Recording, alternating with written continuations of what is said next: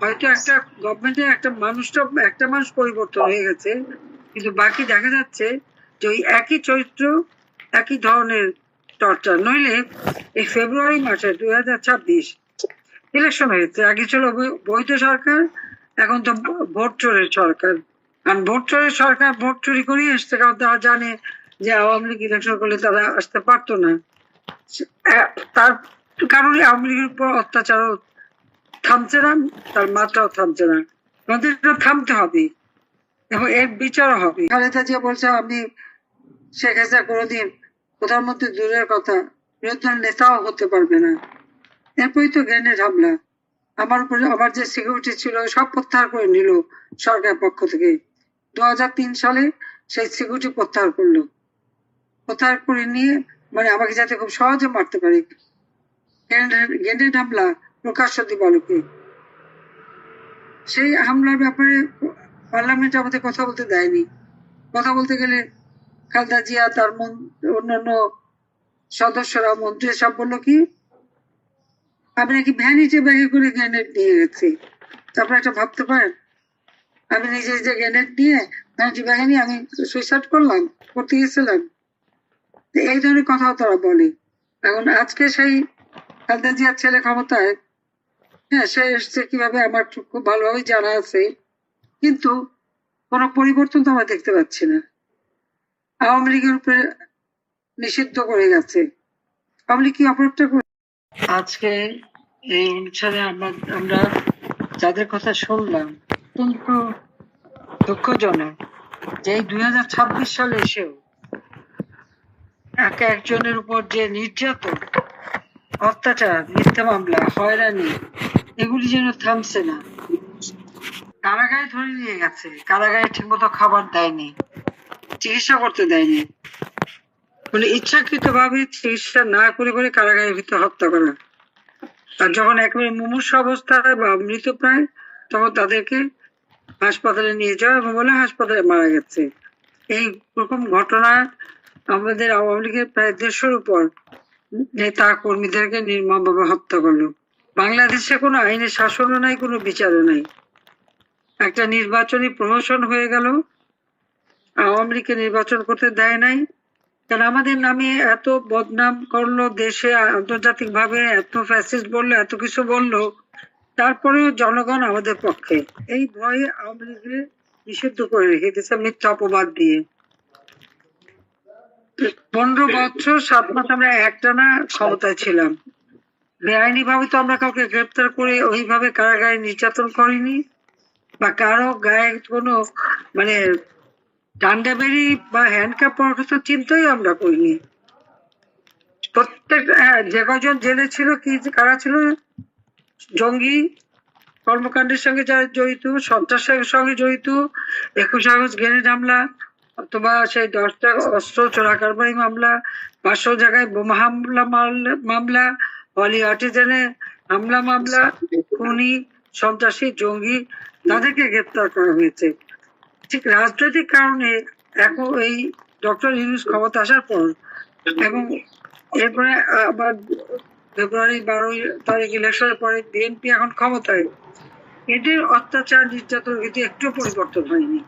হয়তো একটা গভর্নমেন্টের একটা মানুষ পরিবর্তন হয়ে গেছে, কিন্তু বাকি দেখা যাচ্ছে যে ওই একই চরিত্র, একই ধরনের টর্চার। নইলে এই ফেব্রুয়ারি মাসে 2026 ইলেকশন হয়েছে, আগে ছিল বৈধ সরকার, এখন তো ভোট চোরের সরকার। আর ভোট চোরের সরকার ভোট চুরি করিয়ে এসছে, কারণ তারা জানে যে আওয়ামী লীগ ইলেকশন করলে তারা আসতে পারতো না। তার কারণে আওয়ামী লীগের উপর অত্যাচারও থামছে না, তার মাত্রাও থামছে না। আমাদের এটা থামতে হবে এবং এর বিচারও হবে। যারা, আমি জানি আপনারা যারা আপনজন হারিয়েছেন, আজকে রমজান মাস, সামনে ঈদ, স্বজন হারা বেদনা নিয়ে আপনাদের দিন কাটাতে হচ্ছে। ঘর নাই, বাড়ি নাই, কোথাও থাকবো আশ্রয় নেই, এরকম একটা অবস্থা। 6 বছর এই দিল্লিতে আমাদের থাকতে হয়েছিল, আমাদের দেশেও যেতে দেয়নি। 81 সালে যখন গেলাম, আমাকে তো 32 আমার বাড়িতে ঢুকতেও দেয়নি জিয়াউর রহমান। রাস্তায় বসে আমার বাবা মার জন্য আমার মানে মোনাজাত করতে হয়, মিলাদ পড়তে হয়, এই অবস্থা ছিল। ধৈর্য ধরে আপনাদের সকলের সহায়তা, বাংলাদেশের মানুষের সহায়তা নিয়ে আল্লাহর রহমতে আমার বাবার হত্যাকারী যাদেরকে ইন্ডেমনিটি দেওয়া হয়েছিল বিচার হবে না, তাদের বিচার করেছি, যুদ্ধাপরাধীদের বিচার করেছি, দেশের উন্নতি করেছি। এটাকে অস্বীকার করতে পারবে না যে বাংলাদেশটাকে আমরা অর্থনৈতিকভাবে উন্নত করি, দেশের প্রত্যেকটা মানুষের মুখের খাবার, তাদের চিকিৎসা, তাদের স্বাস্থ্য, শিক্ষা, সব ধরনের ব্যবস্থা এবং ভূমিহীনদের ঘর বাড়ি করে প্রতিটি মানুষের ঘরে বিদ্যুৎ দিয়ে আমরা দেশে উন্নতি করেছি, মানুষ তার সুফল পেয়েছে। কিন্তু যেদিন থেকে এই চক্রান্ত যে মানে কত বড় একটা আন্তর্জাতিক চক্রান্ত, এখন তা আস্তে আস্তে বের হচ্ছে কথাগুলি, যেই চক্রান্ত করি আমাদের ক্ষমতা থেকে সরালো।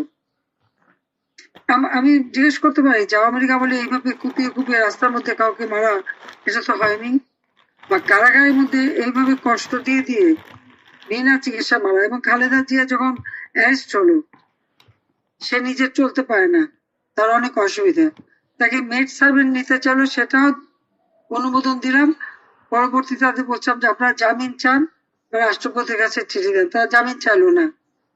তখন খালেদা জিয়ার বড় বোন, বোনের জামাই এবং ভাই, ছোট ভাই শামীম ইস্কেন্দার আসলো আমার কাছে। আমি সরকার প্রধান হিসেবে যতটুকু ক্ষমতা হওয়া আছে সেটা দিয়ে তার সাজা স্থগিত করে দিয়ে তাকে বাসায় থাকার অনুমোদন দেওয়া হলো, এবং সে বাসা তো ফ্রি ছিল, তাকে কোনো হাউস অ্যারেস্ট করা হয়নি, সে ইচ্ছা মতো চিকিৎসা নিতে পারতেন। বাইরে থেকে ডাক্তার এসছে, আমেরিকা থেকে ডাক্তার আসছে, এবার কে হাসপাতাল বাংলাদেশের সব থেকে মানে যে হাসপাতাল মানে খরচ বেশি, সেই হাসপাতালে, বিশেষজ্ঞ হাসপাতালে সে চিকিৎসা নিয়েছে। তার চিকিৎসা, তার ডাক্তার যে কোনো সময় তাকে দেখতে যেতে পারতো, তার বাসায় আত্মীয় স্বজন আসতে পারতো, কোনো রকম তারা বাধা দিয়ে আমরা দেই নাই। অথচ আমাকে তো হত্যার চেষ্টা তারা বারবার করেছে। এই খালেদা জিয়া বলছে আমি শেখ হাসিনা কোনোদিন প্রধানমন্ত্রী দূরের কথা বিরোধী নেতাও হতে পারবে না। এরপরই তো গ্রেনেড হামলা, আমার উপরে আমার যে সিকিউরিটি ছিল সব প্রত্যাহার করে নিল সরকারের পক্ষ থেকে। 2003 সালে সেই সিকিউরিটি প্রত্যাহার করলো, প্রত্যাহার করে নিয়ে মানে আমাকে যাতে খুব সহজে মারতে পারে। গ্রেনেড হামলা প্রকাশ্য দিবালোকে, সেই হামলার ব্যাপারে পার্লামেন্টে আমাদের কথা বলতে দেয়নি। কথা বলতে গেলে খালেদা জিয়া, তার অন্যান্য সদস্যরা, মন্ত্রী সব বললো কি আমি নাকি ভ্যানিটি ব্যাগে করে গ্রেনেড নিয়ে গেছি। তারপরে একটা ভাবতে পারেন, আমি নিজে যে গ্রেনেড নিয়ে ভ্যানিটি ব্যাগে নিয়ে আমি সুইসাইড করতে গেছিলাম। এই ধরনের কথা তারা বলে। এখন আজকে সেই খালেদা জিয়ার ছেলে ক্ষমতায়, হ্যাঁ সে এসছে কিভাবে আমার খুব ভালোভাবে জানা আছে, কিন্তু কোনো পরিবর্তন তো আমরা দেখতে পাচ্ছি না। আওয়ামী লীগের উপরে নিষিদ্ধ করে গেছে।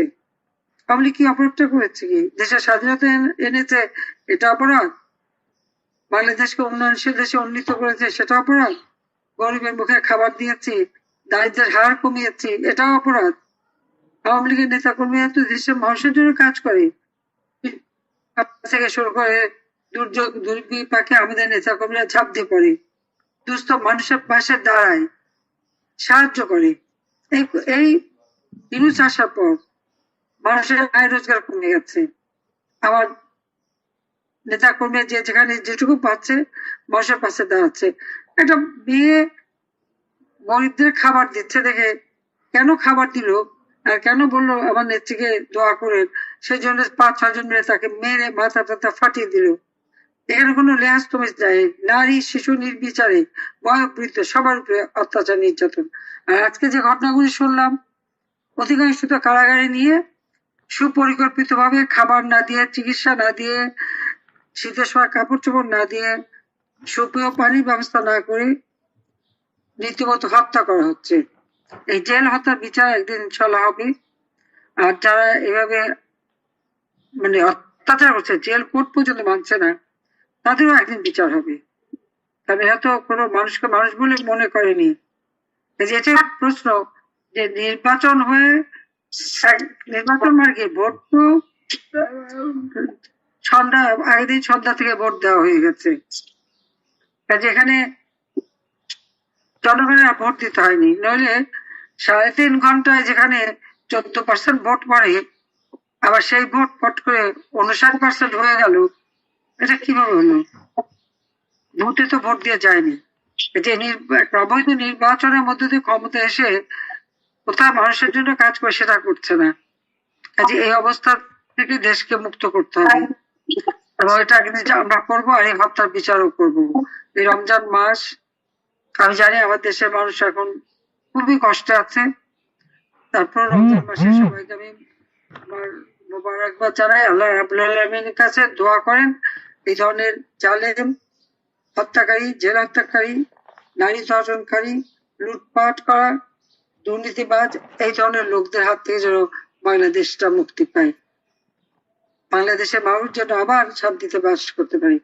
এইভাবে ছেলে পিতাহারা সন্তানের কান্না, স্বামীহারা স্ত্রীর কান্না, সন্তানহারা পিতা মাতার কান্না আর আমরা শুনতে চাই না। আজকে বাংলাদেশের আকাশ বাতাস ভারী হয়ে গেছে, মানুষের জীবনের দাম কমে গেছে, লাশ পড়ে থাকে যত্রতত্র, জিনিসপত্রের দাম বেড়েছে, চাল ডাল তেল লবণ তরি তরকারির দাম বেড়েছে, মাছ মাংসের দাম বেড়েছে, কিন্তু দাম কমে গেছে মানুষের জীবনের। মানুষের জীবনে কোনো মূল্য নেই। 53% ভোটার আওয়ামী লীগে ভোট দিতে চেয়েছে। এই 53% মানুষকে বঞ্চিত রেখে একটা ইলেকশন, এর জনগণের ম্যান্ডেট কোথায়? তারপরেও বাংলাদেশটাকে নিয়ে যারা ডাটি গেম খেলে তাদের তো একটা তুষ্টি আছে, কিন্তু দেশের মানুষকে ঐক্যবদ্ধ হতে হবে, রুখে দাঁড়াতে হবে, কারণ এই অন্যায়কে মেনে নেওয়া যায় না। আর যারা এখানে ছোট ছেলে মেয়েরা, তোমাদের কিন্তু পড়াশোনা করে নিজের পায়ে দাঁড়াতে হবে। যারা এই পিতাকে হত্যা করেছে নিশ্চয়ই তার একদিন বিচার করতে হবে। আমার 35 বছর লেগেছিল বিচার করতে, কিন্তু আমি করেছি, ইন্ডেমনিটি দিয়েছিল, ওটা টেকে নাই, তারপর খুনিদের বিচার করেছি। তোমরাও পারবে, আমি আছি তোমাদের সাথে, আমরা একই ব্যথার সাথী, একই ব্যথার সাথী, সেটুকু বলতে পারি। তো সবাই ভালো থাকবেন, সুস্থ থাকবেন। জয় বাংলা, জয় বঙ্গ।